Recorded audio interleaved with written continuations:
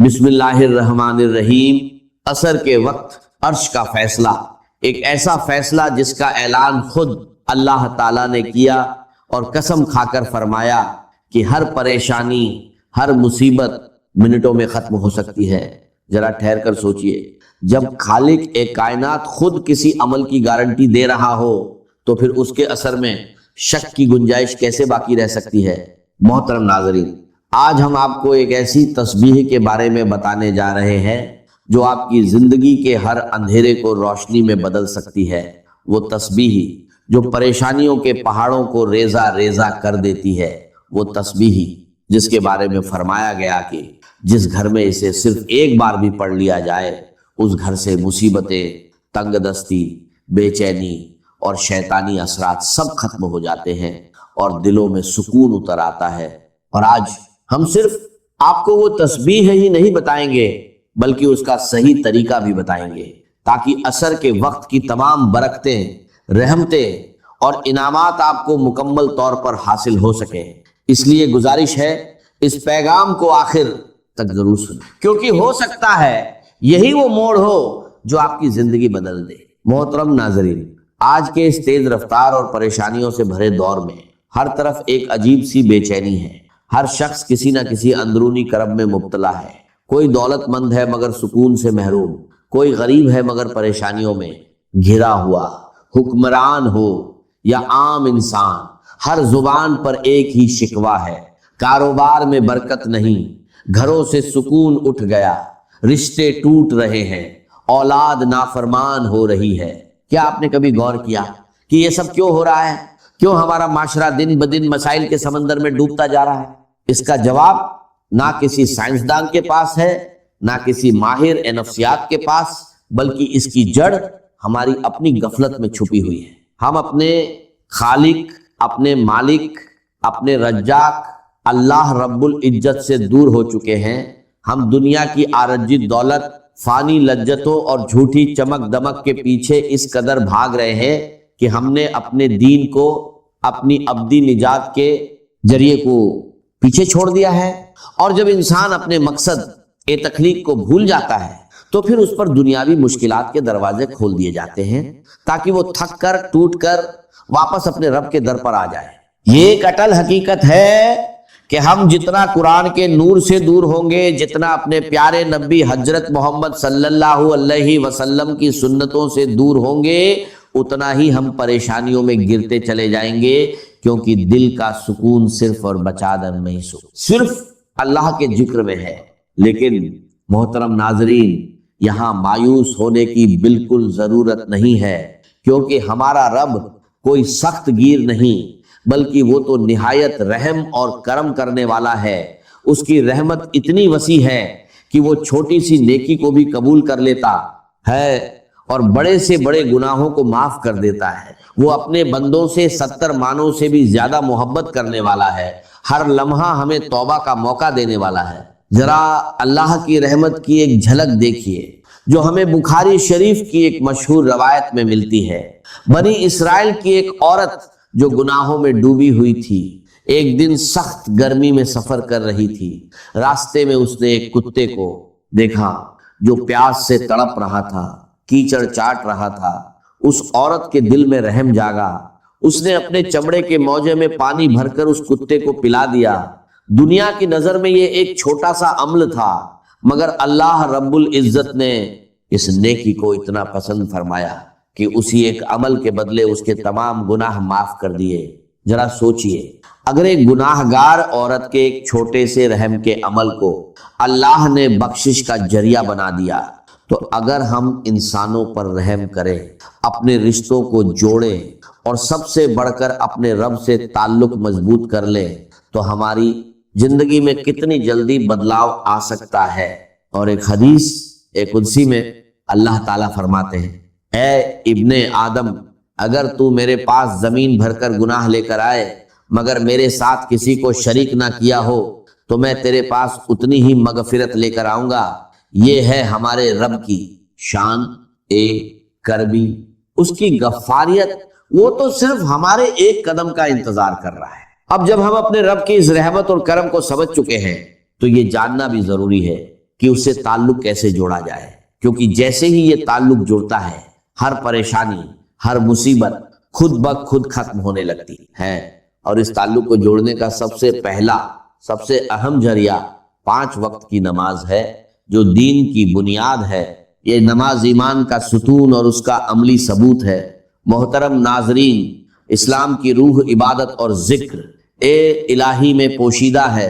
تلاوت قرآن اور اللہ تعالیٰ کا ذکر، اس کی حمد اوسنا اور تسبیحات اللہ کے ذکر کی سب سے اعلیٰ صورتیں ہیں۔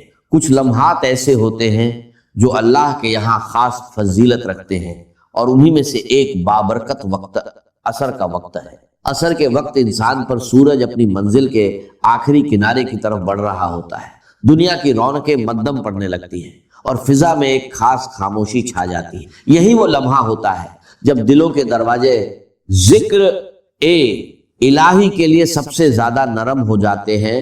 اسی ساتھ میں عرش کے فیصلے کے وقت جب کوئی بندہ اخلاص نیت کے ساتھ یہ تسبیح پڑھنا شروع کرتا ہے تو اس پر رحمت الہی کے دروازے کھلنے لگتے ہیں۔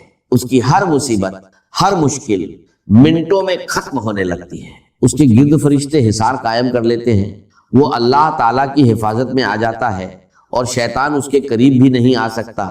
احادیث مبارکہ میں بار بار یہ بات بیان کی گئی ہے کہ اللہ کا ذکر اور تسبیحات نہ صرف بندے کے دل کو منور کرتے ہیں بلکہ اس کی تمام پریشانیاں اور مشکلات بھی دور کر دیتے ہیں۔ حضور اکرم صلی اللہ علیہ وسلم نے فرمایا، اپنے گھروں کو قبروں کی مانند نہ بناؤ بلکہ ان میں قرآن کی تلاوت، تسبیحات اور ذکر اذکار کیا کرو، کیونکہ وہ گھر جن میں یہ اعمال کیے جاتے ہیں اہل آسمان کے لیے ایسے چمکتے ہیں جیسے زمین والوں کے لیے آسمان کے ستارے۔ عصر کے وقت جب یہ تسبیح پڑھی جاتی ہے تو یہ وقت دعا کی قبولیت کا بھی ہوتا ہے، یہ عرش کے فیصلے کا وقت ہوتا ہے۔ اس گھڑی میں بندہ اللہ کے سب سے قریب ہوتا ہے، اس کی زبان سے نکلنے والا ہر کلمہ اللہ کے حضور خاص مقام رکھتا ہے۔ حضور اکرم صلی اللہ علیہ وسلم کی زندگی اس بات کا عملی ثبوت ہے کہ کس طرح تسبیحات اور ذکر اذکار سے تعلق انسان کی زندگی کو بدل دیتا ہے۔ آپ صلی اللہ علیہ وسلم کی تعلیمات ہمیں یہ سکھاتی ہے کہ اللہ کا ذکر صرف زبان سے نہیں بلکہ دل سے کیا جائے۔ جب بندہ سچے دل سے اللہ کی حمد اوسنا اور اس کے ذکر میں مشغول ہوتا ہے تو اس پر خاص عنایت نازل ہوتی ہے۔ اولیاء اور صالحین بھی ہمیشہ اللہ تعالیٰ کے ذکر و اذکار کے لیے اوقات مقرر کرتے تھے، اور ان میں عصر کا وقت خاص اہمیت رکھتا تھا، کیونکہ یہ وہ لمحہ ہوتا ہے جس میں دن کا اختتام اور رات کی روحانی ابتدا ایک دوسرے سے ملتے ہیں۔ یہی عرش پر فیصلے کا وقت ہے۔ نماز عصر کی اہمیت اور فضیلت کے بارے میں حضور پاک صلی اللہ علیہ وسلم نے متعدد احادیث میں ارشادات فرمائے ہیں، جن میں نماز عصر کی حفاظت کی تاکید کی گئی ہے۔ رسول اللہ صلی اللہ علیہ وسلم نے فرمایا، جس نے عصر کی نماز چھوڑ دی اس کے اعمال ضائع ہو گئے۔ یہ حدیث اس بات کی واضح دلیل ہے کہ نماز عصر ایمان اور عمل کی بنیاد ہے۔ جو اس نماز کی پابندی کرتا ہے گویا وہ اپنے ایمان کی حفاظت کرتا ہے، اور جو اسے ترک کرتا ہے وہ اپنے نیک اعمال سے محروم ہو جاتا ہے۔ نماز عصر جنت کی ضمانت ہے۔ رسول اللہ صلی اللہ علیہ وسلم نے فرمایا، جو شخص فجر اور عصر کی نمازوں کی پابندی کرے گا وہ جنت میں داخل ہوگا۔ یہ حدیث واضح کرتی ہے کہ نماز عصر بندے اور اللہ کے درمیان ایک مضبوط عہد کی مانند ہے۔ جو بندہ فجر اور عصر کی پابندی کرتا ہے اس کے لیے جنت کی بشارت ہے، اور عصر کے وقت دعا کی قبولیت بھی ایک عظیم حقیقت ہے۔ رسول اللہ صلی اللہ علیہ وسلم نے فرمایا، جمعہ کے دن ایک ایسی گھڑی ہوتی ہے کہ اگر کوئی مسلمان بندہ اس وقت نماز میں ہو اور اللہ سے کچھ مانگے تو اللہ سے پدرود اللہ سے اکثر اللہ علیہ وسلم نے فرمایا اللہ تعالیٰ اسے ضرور عطا کرتا ہے۔ صحابہ کرام رضی اللہ عنہم نے عرض کیا یا رسول اللہ صلی اللہ علیہ وسلم وہ گھڑی کون سی ہے؟ آپ صلی اللہ علیہ وسلم نے فرمایا وہ عصر کے بعد کا وقت ہے۔ یہ حدیث ہمیں بتاتی ہے کہ خصوصاً جمعہ کے دن عصر کے بعد دعا کی قبولیت کا ایک خاص لمحہ ہوتا ہے جس میں مانگی گئی دعا رد نہیں کی جاتی، قبولیت کے خاص لمحات ہوتے ہیں۔ یہ وقت روحانی طور پر بے حد انتہائی بابرکت ہوتا ہے، لہٰذا عصر کے بعد قرآن کی تلاوت، ذکر اور دعا کا اہتمام کرنا قبولیت کا سبب بنتا ہے۔ عصر کی نماز فرشتوں کے گواہ ہونے کا وقت ہے۔ رسول اللہ صلی اللہ علیہ وسلم نے فرمایا تمہارے پاس رات اور دن کے فرشتے آتے ہیں اور وہ فجر اور عصر کے وقت جمع ہوتے ہیں۔ پھر جو فرشتے تمہارے پاس رات گزارتے ہیں وہ اوپر جاتے ہیں اور اللہ تعالیٰ ان سے پوچھتا ہے تم نے میرے بندوں کو کس حال میں چھوڑا؟ وہ عرض کرتے ہیں ہم نے انہیں نماز پڑھتے ہوئے چھوڑا اور نماز پڑھتے ہوئے پایا۔ عصر کا وقت وہ مبارک لمحہ ہے جب فرشتے بندے کے اعمال اللہ کے حضور پیش کرتے ہیں۔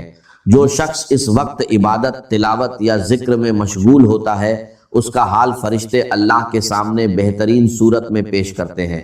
عصر کے بعد نیکیوں کی برکت کے بارے میں رسول اللہ صلی اللہ علیہ وسلم نے فرمایا جو شخص کسی نیک عمل پر دن کے اختتام میں قائم رہتا ہے اللہ تعالیٰ اس پر اپنی رحمت نازل فرماتا ہے۔ عصر کا وقت دن کے اختتام کا وقت ہوتا ہے، یعنی دن کی محنتوں، فیصلوں اور اعمال کا نچوڑ۔ اگر بندہ اس وقت ذکر الہی، تلاوت یا دعا میں مشغول ہو جائے تو گویا وہ اپنے دن کو خیر و برکت کے ساتھ مکمل کرتا ہے۔ نماز عصر کے وقت یعنی عرش کے فیصلے کے وقت، اس تسبیح کو پڑھنے سے نہ صرف گھریلو مسائل حل ہونے لگتے ہیں بلکہ روحانی طور پر انسان کے دل پر سکون اور اطمینان نازل ہوتا ہے۔ اس تسبیح کی خاص بات یہ ہے کہ اسے پڑھنے والا انسان خود بھی اللہ کی رحمتوں کے سائے میں آ جاتا ہے اور اس کے ارد گرد کا ماحول بھی نورانی ہو جاتا ہے۔ یہ تسبیح دلوں کی تنگی کو کشادگی میں بدل دیتی ہے، مایوسی کو امید میں تبدیل کر دیتی ہے اور انسان کے اعمال کو ایسا نکھار دیتی ہے کہ وہ اللہ کے خاص نظر اکرم کا مستحق بن جاتا ہے۔ محترم ناظرین، ذرا سوچئے کہ آپ نہیں چاہتے کہ آپ کی تمام مشکلات اور پریشانیاں دور ہو جائیں؟ کیا آپ نہیں چاہتے کہ آپ کے بچے نیک بنے، آپ کے رزق میں برکت ہو، آپ کی زندگی سکون سے بھر جائے اور آپ کا دل ہر وقت اللہ کے ذکر سے لبریز رہے؟ اگر آپ اس طلبگار ہیں تو ان تنبیہات سمجھے اور اس عمل کو اپنی، کیونکہ یہ وہ عمل ہے جسے نہ صرف انسان کی مشکلات دور بلکہ وہ اللہ صلی اللہ علیہ وسلم کی۔ اگر آپ چاہتے ہیں کہ آپ کا دل منور ہو جائے، آپ کے اندھیرے اور غم کے بادل چھٹ جائیں اور آپ کی سکون آ جائے، تو آپ کو عرش کے وقت، عصر کے وقت اس عمل کو لازم اور اس کے اثرات آپ پر نازل۔ اب جب وقت کی نزاکت ہے اور ہم جان چکے وقت جب عرش کے، تو آئیے اب ہم خاص جسے عصر کے وقت پڑھنے اللہ تعالیٰ نے ہر مشکل خاتمے، آپ نے اس عمل دھیان اور اللہ پر کامل ساتھ کے عمل میں طاقت اور تاثیر ہے۔ عمل کا کامل نماز عصر کے اور طاقت آپ نے ساتھ نماز عصر ادا کرنے کے بعد کی حالت گڑ گڑا کر اپنے رب سے خلات کا دو برات نفل ادا کر آپ تحیات کی پورا دھیان اور کامل صرف اللہ کی ذات پر رہیے اور دل میں یہ یقین رب کی ہر آواز سن رہا ہے، ہر اس کے بعد آپ نے اس عمل کا آغاز کہا ہے اور پیارے آقا صلی اللہ علیہ وسلم کی ذات اقدس پر تتبع ابراہیمی پڑھنا ہے۔ یہی درود جو ہم نماز میں درود پاک ایک نورانی عمل، آپ میرے ساتھ بھی مرتبہ پڑھ اللہم صلی علی محمد و علی کما صلیت علی ابراہیم و علی ابراہیم، اللہم بارک علی و علی کما بارکت علی ابراہیم و علی ابراہیم انک حمید۔ یہ درود پڑھتے ہی آپ کا پورا عمل اللہ کی بارگاہ میں، اس کے فوراً بعد آپ نے اللہ تعالیٰ کے 99 مبارک نام یا رحمان کے یہ نام اللہ کی، جب آپ اس کے وقت کے ساتھ پکارتے تو اللہ کی صفت کو ساری، یہ ذکر دل کو گناہوں کا بوجھ ہلکا کر انسان کو اللہ کی۔ اس کے بعد آپ نے قرآن پاک کی سے مختصر مگر بے حد ساتھ، یہ سوری ضرور ہے مگر کی طاقت، یہ ہر دشمن، ہر رکاوٹ اور ہر بدخواہ الکوثر کا کثرت کی اور اسے پڑھنے اللہ تعالی اور آخر عطا فرما۔ اس کے بعد آپ نے دعا اے یونس پڑھنے، جس نے حضرت یونس علیہ السلام کو سخت نجات دلائی۔ اس دعا کو مکمل طور پر لا الہ